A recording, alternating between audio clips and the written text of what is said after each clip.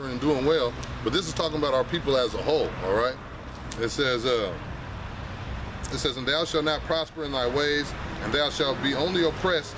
And we know the word oppressed is a word that goes hand in hand with the Negro in America. All right, when you hear Negro, you know the word oppressed is coming shortly thereafter. When you talk about the so-called white man, the word oppressed is not that doesn't happen. They're not oppressed. All right, oppression happens to the Israelites, the people of the Lord. All right, it says.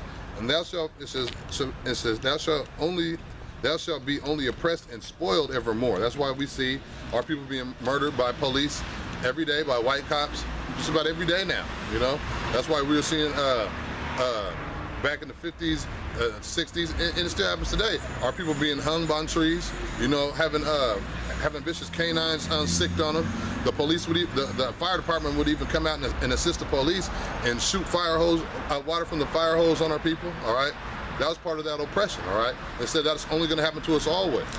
All right, it says, and spoiled evermore, and no man shall save thee. And nobody came out and tried to get us out of it. And even if they did try to save us, it didn't work. All right, nobody saved us out of this condition. That's why we're still in the ghettos today. That's why we still pack the prison houses today. All right, because nobody was going to redeem us out of this. All right, we broke the covenant. We made a covenant with the Heavenly Father. We broke it, and the Lord kept his end of the bargain, but we didn't. All right, that's why we're going through what we're going through today. And all the preachers that you see, they haven't been set up to tell us the truth about what's going on. All right, these preachers have to go to a theologian seminary school to get a certificate to become a pastor. All right, and in that theologian seminary school, this white man set it up, and he set up the teachers who are going to teach them the curriculum to keep us breaking these laws. All right. Because when we break the laws, they know that the Lord hides his face from us, all right? The Lord's not dealing with them anyway, so that's why they can prosper and keep breaking the laws. They didn't come out of the land of Egypt with Moses into the wilderness and the Lord make a covenant with the rest of these nations. You guys know that the Lord, he smited the Egyptians, all right? He caused the Red Sea to collapse onto them. All right, you've seen all the curses and the plagues that he did to them. All right, so he didn't make a covenant with them. He made a covenant with us. That's why when we break the laws, we continue to get jacked up, and they continue to prosper when they do even worse things. All right, when it's not even in their mind to even try to do what the Lord is saying do. Okay. Now let's see here, verse 30. This is Deuteronomy chapter 28 and verse 30. It says, "Thou shalt betroth a wife, and another man shall lie with her." Isn't that what happened to us during slavery? Didn't we have wives and the slave master come and snatch you up, separate you from your wife, and rape our wives? All right, and even now that happens even today. Even then, it doesn't even have to be the slave master. You can have your woman and think that this is your woman, and the next thing you know, somebody else is sleeping with your woman. All right, this was a curse that was going to happen to the Israelites. All right, it says, "Thou shalt build a house, and thou shalt not dwell therein." Isn't that what happened in America? Didn't we build the houses in America? Didn't we build this place up? And we didn't get to live in those houses that we built. Somebody else came and lived in it. A stranger came and lived in it, right? The oppressor came and lived in it. The slave master, all right? The so-called white man, the Edomite, came and lived in it, all right? It says, this is still verse 30.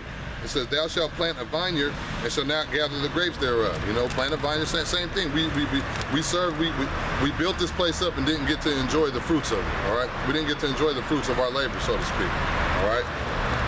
Now let's see, I'm gonna go to verse 32. This is Deuteronomy chapter 28, verse 32, all right?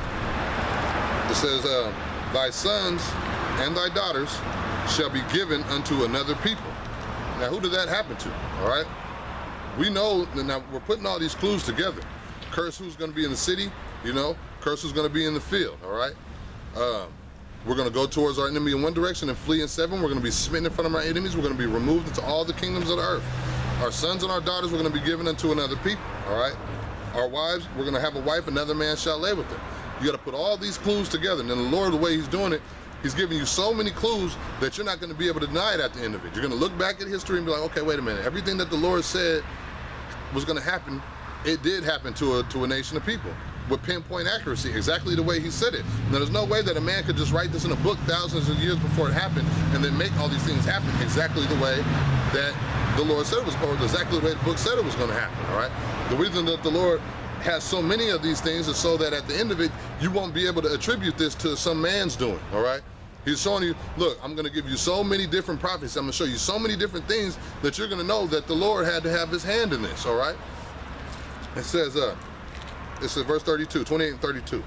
It says, thy sons and thy daughters shall be given unto another people. And that's what happened. They took our sons and our daughters and they sold them off.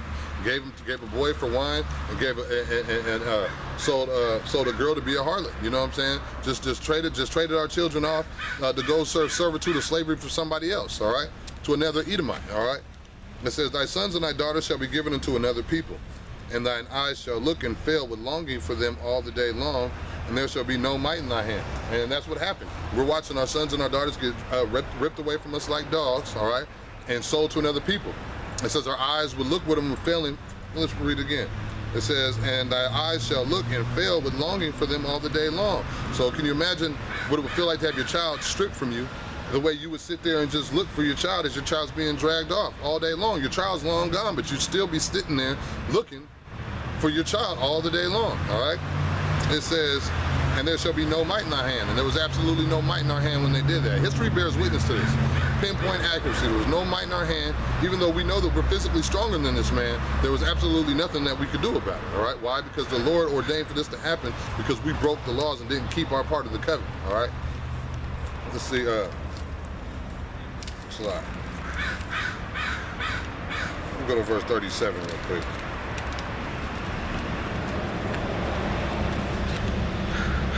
Well, I'll just read verse 33 too. This is Deuteronomy 28:33.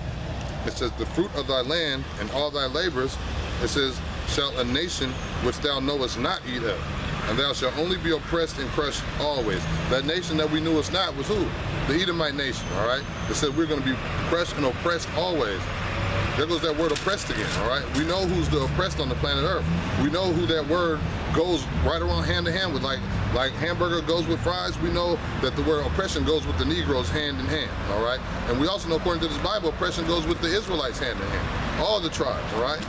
Now let's see, verse 34, so that thou shalt be mad for the sight of thine eyes, which thou shalt see. And when they show you this stuff on TV, when you see, like they're going to the History Channel and show you this stuff, doesn't this make you mad? Certain nations of people don't get mad when they see this, but the Israelites do. The people of the Lord, when they see this, it makes them mad, all right? So that's just another clue on who these people are, all right? Let's see here. This is Deuteronomy 28 and verse 37. It says, and thou shalt become an astonishment and a proverb and a byword. A proverb and a byword is any word other than an Israelite. A Negro, a Mexican, a spick, a nigger, okay? A coon, all right? A spook. You know, all these names that we've heard of ourselves other than who we truly are as an Israelite, the tribe of Judah, an Israelite from the tribe of Simeon, to so on and so forth, all right? It says, and thou shalt become an astonishment, a proverb, and a byword among all the nations whither the Lord Yahweh shall lead thee, all right? So it's showing you right here that the Israelites were scattered into all the nations. When you go into any of these nations, we're known as proverbs. We're not known as who the Lord called us, all right? We don't have the name that the Lord gave to us in these nations that we go to, all right? It's a lot. So once again, another clue, all right? Let's see here. It's a lot. This is verse 41, Deuteronomy chapter 28, verse 41. It says, thou shalt beget sons and daughters, but thou shalt not enjoy them, for they shall go into captivity, all right? Now, we just read a minute ago that our sons and daughters should be given to another people. It says right here that we're going to have sons and daughters, but we weren't going to enjoy them. For they shall go into captivity. I mean, I really don't need to break that down at all. You know what I'm saying? We're going to have kids, you wouldn't enjoy them, your sons and daughters are going into captivity. Who did that happen to? Did that happen to the Chinese? All right? Did that happen? Who else did that happen to on the planet Earth but the Israelites, all right? And Negroes should definitely know who this happened to because they do a good job of showing us those images throughout our history in this place called America. The other tribes, they do a good job of hiding their information and hiding their history from them. All right, but as far as the Negroes go, you should know that this happened to you because they showed it to you right up close and personal. All right. So let's see. This is Deuteronomy chapter 28. I'm going to read verse 43. It says, "The stranger that is within thee shall get up above thee very high, and thou shalt come down very low." So the stranger who was among us was going to come up very high. So that's the reason why when the Chinese or the Japanese fly over here, or the Arabs fly over here, they immediately get stores set up for them, all right? That's why everywhere you go, you know, there's an Arab or somebody at a 7-Eleven or the corner store